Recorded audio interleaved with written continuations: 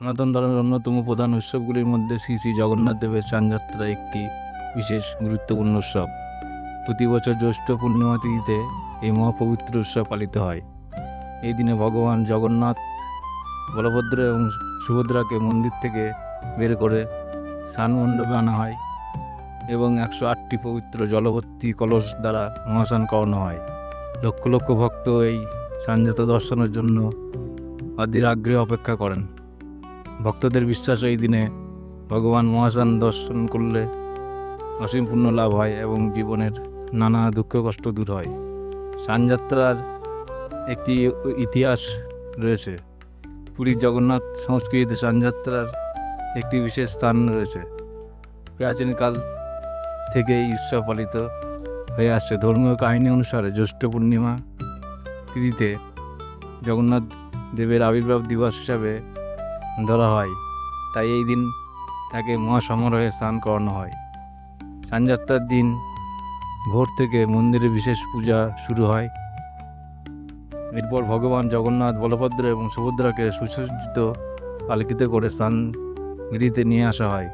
সেখানে মন্ত্রোচ্চারণের মাধ্যমে 108টি স্বর্ণ কলসের জল দিয়ে তাকে মহাস্নান সম্পন্ন হয়। স্নানযাত্রার দার্শনিক আধ্যাত্মিক গুরুত্ব রয়েছে। স্নানযাত্রা শুধুমাত্র একটি ধর্মীয় অনুষ্ঠান নয়, এটি ভক্তি, প্রেম এবং ঈশ্বরের প্রতি আত্মসমর্পণের এক অপূর্ব প্রকাশ।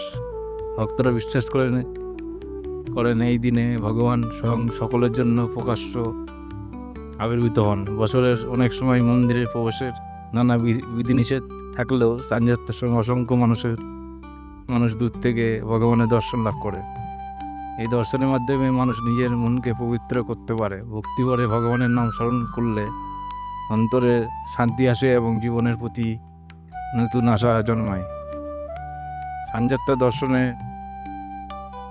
কী কী ফল পাওয়া যায়? ধর্মীয় গ্রন্থ ও লোকবিশ্বাস অনুসারে স্নানযাত্রা দর্শনের ফলে নানা ফলের কথা বলা হয়েছে। মানুষ জীবনে জেনে বা না জেনে অনেক ভুল করে। ভগবানের শরণাপন্ন হয়ে আন্তরিকভাবে ক্ষমা প্রার্থনা করলে পাপ ক্ষয় হয় বলে বিশ্বাস করা হয়। স্নানযাত্রা দর্শনে সেই পুণ্য লাভের একটি বিশেষ সুযোগ। স্নানযাত্রার সময় ভগবানের মহাস্নান দেখে ভক্তরা মনে পবিত্রতার অনুভূতি জাগে। ইচ্ছা, হিংসা, ক্রোধ ও অহংকার দূর করে মানুষকে সৎ পথে চলতে অনুপ্রাণিত করে।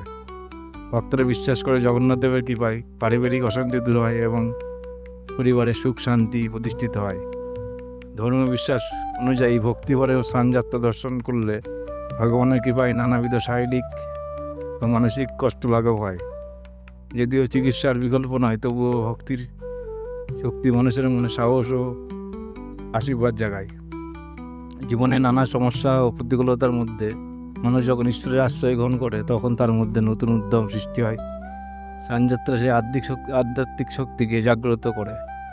ভক্তরা বিশ্বাস করে নিষ্ঠা ও ভক্তি করে প্রার্থনা করলে জগন্নাথ দেবের তাদের মঙ্গল করেন এবং ন্যায়সঙ্গত ইচ্ছা পূরণে সহায়তা করেন।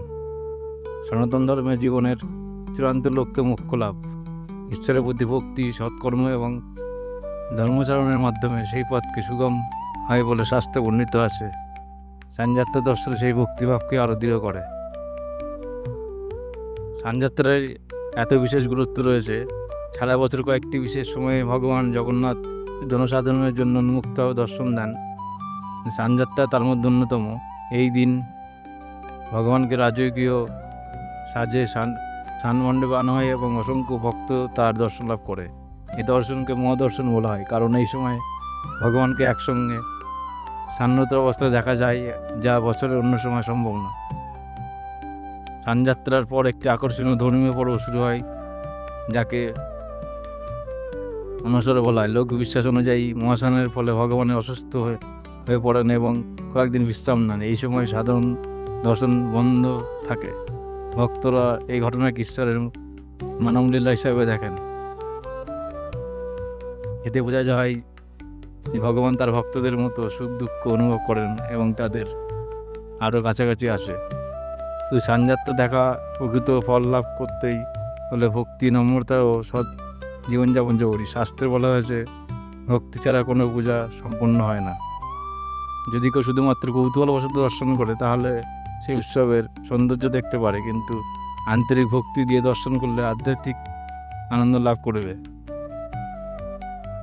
স্নানযাত্রার উপলক্ষে করণীয়: ভোরে স্নান করে পরিষ্কার বস্ত্র পরিধান করা, ভগবানের নাম জপ করা, জগন্নাথ বন্দনা বা মন্ত্র পাঠ করা, দরিদ্র ও অভাবীদের সাহায্য করা, নিরামিষ আহার গ্রহণ করা, পরিবার সহ ভগবানের মঙ্গল কামনা করা। জগন্নাথের নামের মাহাত্ম্য: জগন্নাথ শব্দের অর্থ হলো জগতের নাথ বা সমগ্র বিশ্বের অধিপতি। তিনি কোনো নির্দিষ্ট জাতি, ধর্ম বা সম্প্রদায়ের নন, তিনি সকলের ঈশ্বর। তার মন্দিরের মহাপ্রসাদ যেমন সকলের জন্য সমানভাবে উন্মুক্ত, তেমনি তার করুণাও সকলের জন্য সমান। স্নানযাত্রার দিন এই সর্বজনীনতার বার্তা আর স্পষ্ট হয়ে ওঠে। ভগবান মন্দিরের অন্তঃপুর থেকে বেরিয়ে সকলের সামনে আসেন, যেন সবার তার দর্শন লাভ করতে পারে। আজকের ব্যস্ত জীবনে মানুষের মানসিক চাপ, উদ্বেগ এবং নানা সমস্যার মধ্যে বাস করছে। স্নানযাত্রা আমাদের শেখায় ঈশ্বরের প্রতি বিশ্বাস রাখতে, মানুষকে ভালোবাসতে, অহংকার ত্যাগ করতে, সৎ পথে চলতে, জীবনের প্রতিটি মুহূর্তে কৃতজ্ঞ থাকতে। এই শিক্ষা শুধু ধর্মীয় নয়, মানবিক জীবন গঠনের জন্য অত্যন্ত গুরুত্বপূর্ণ। পরিশেষে জগন্নাথ দেবের স্নানযাত্রা শুধুমাত্র একটি উৎসব নয়, এটি ভক্তি, আস্থা, প্রেম এবং মানব কল্যাণের এক মহামিলন।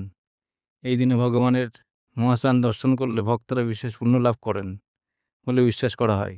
পাপ ক্ষয়, মানসিক শান্তি, পারিবারিক সুখ, আধ্যাত্মিক উন্নতি এবং ঈশ্বরের কৃপা লাভের আশায় লক্ষ লক্ষ মানুষ স্নানযাত্রায় অংশগ্রহণ করেন। তবে সবচেয়ে বড় ফল হলো অন্তরের পরিবর্তন। যখন একজন মানুষ ভক্তি করে জগন্নাথ দেবের শরণ নেয়, তখন তার হৃদয়ে করুণা, নম্রতা এবং সৎ জীবনের আকাঙ্ক্ষা জন্মায়। সেই পরিবর্তন প্রকৃত আশীর্বাদ, প্রকৃত পুণ্য এবং প্রকৃত স্নানযাত্রার ফল। জয় জগন্নাথ।